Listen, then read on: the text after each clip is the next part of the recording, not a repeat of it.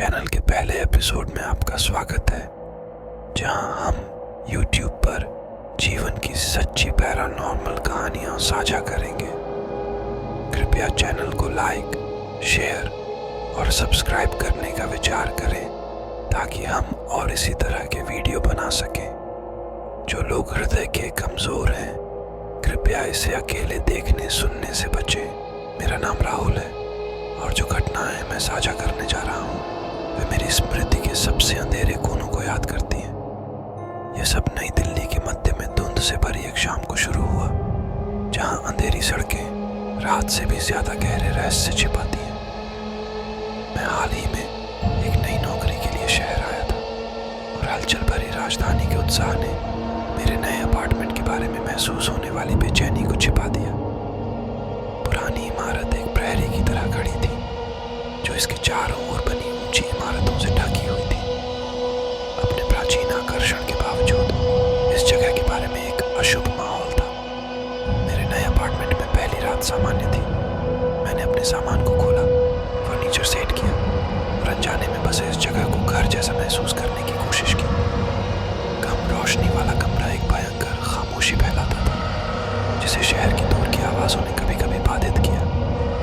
जब घड़ी दोपहर में बाजी तो अनसुने सर्दी वायु ने हवा में घुस गई।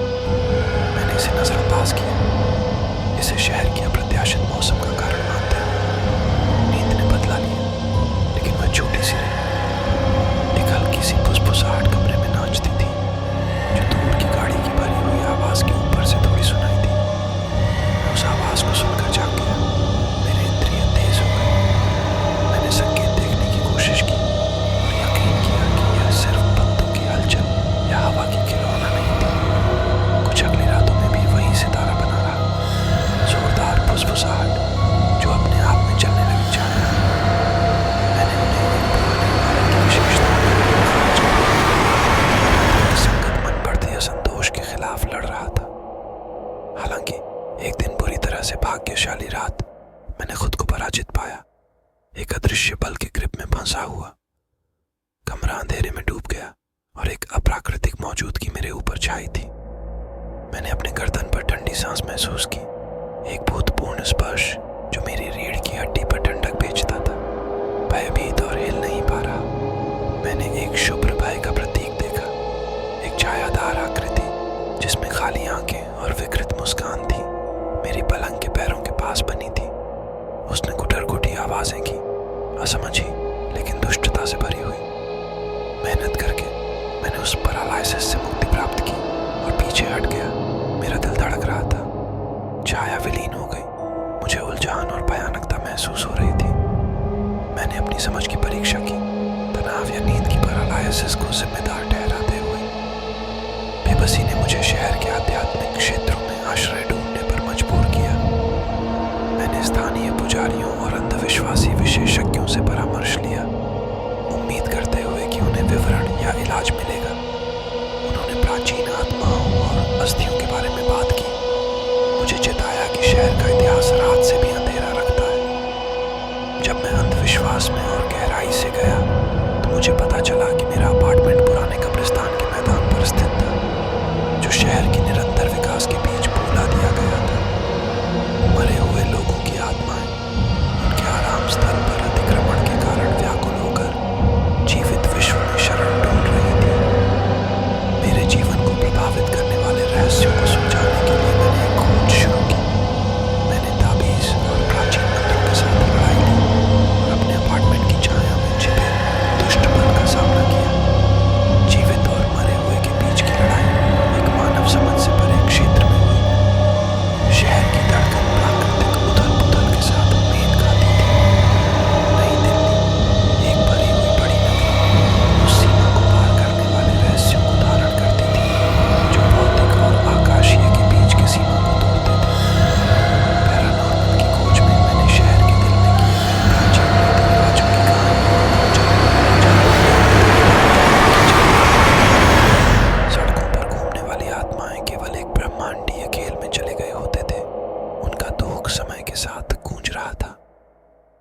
एक खास भयानक रात मैंने पुरानी दिल्ली की बहुतायत से भरी हुई गलियों में विचित्र संकेतों का पीछा करते हुए एक जोड़ा मंदिर पहुंचा। मंदिर में धूप और भूले हुए मंत्रों की गूंज लगी थी।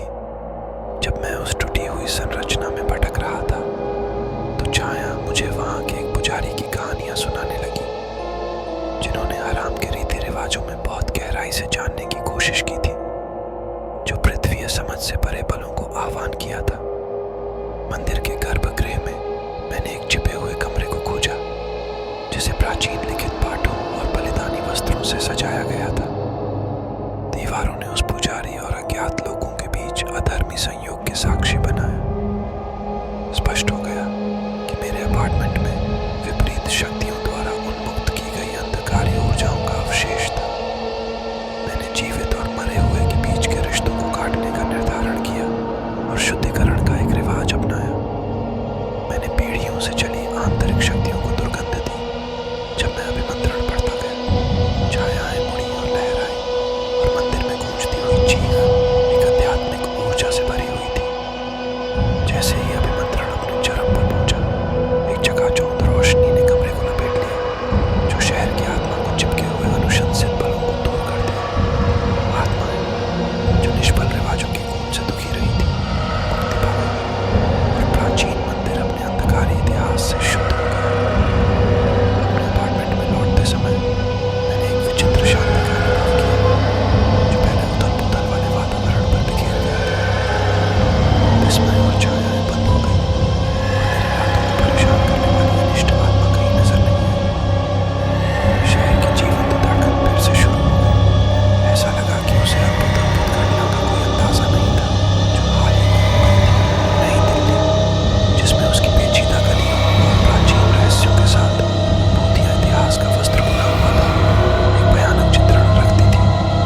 मेरे पैरानॉर्मल सफर में एक ऐसे क्षेत्र को खोजा जिसमें नगर और अदृश्य क्षेत्र का वर्णन किया गया, जहाँ शहर का इतिहास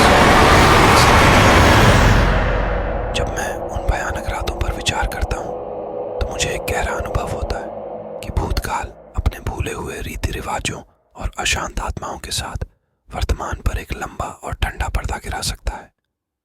शहर अपने सदैव विकसित हो रहे परिदृश्य के साथ समय के माध्यम से गूंजती हॉरर कहानियों को छुपाता है, जो समय के द्वारा खोलने के लिए पर्याप्त होती है, जो नई दिल्ली के भूतों से भरे इतिहास की पहेली को खोजने के लिए पर्याप्त साहसी हो।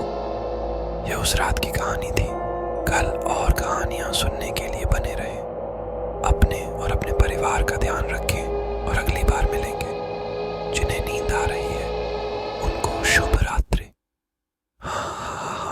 आशा है कि आपको कहानी पसंद आई हो। प्लीज चैनल को लाइक, शेयर और सब्सक्राइब करें ताकि हम और इसी तरह के वीडियो बना सकें। Thank you for your support as always.